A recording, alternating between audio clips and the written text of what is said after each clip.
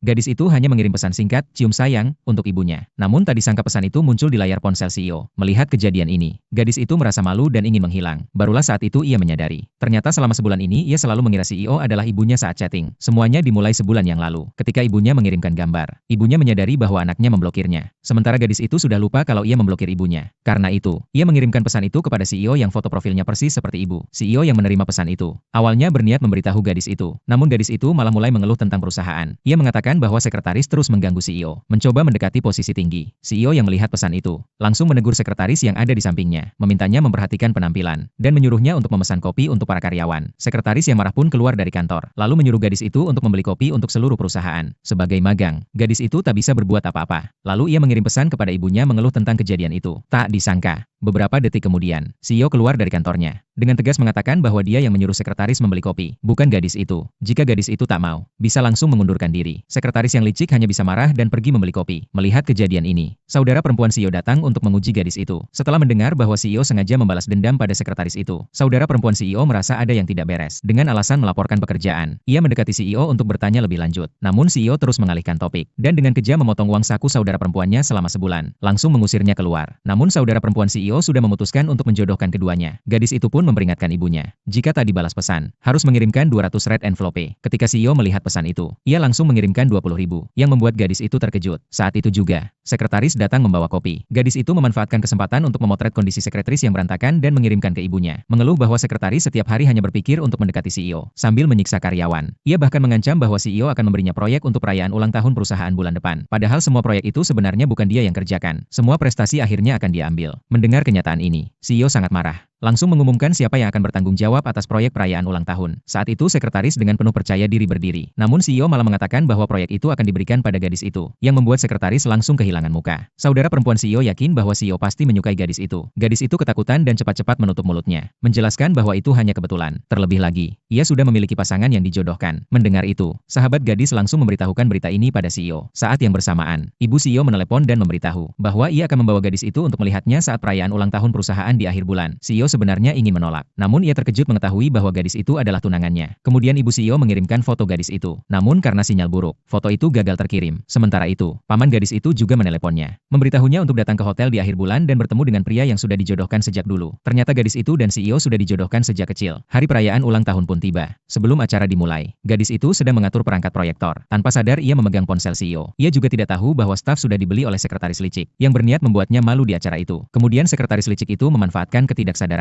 untuk diam-diam mengirimkan data yang memalukan ke ponselnya. Tak lama kemudian, ibu CEO tiba di lokasi acara, langsung mengenali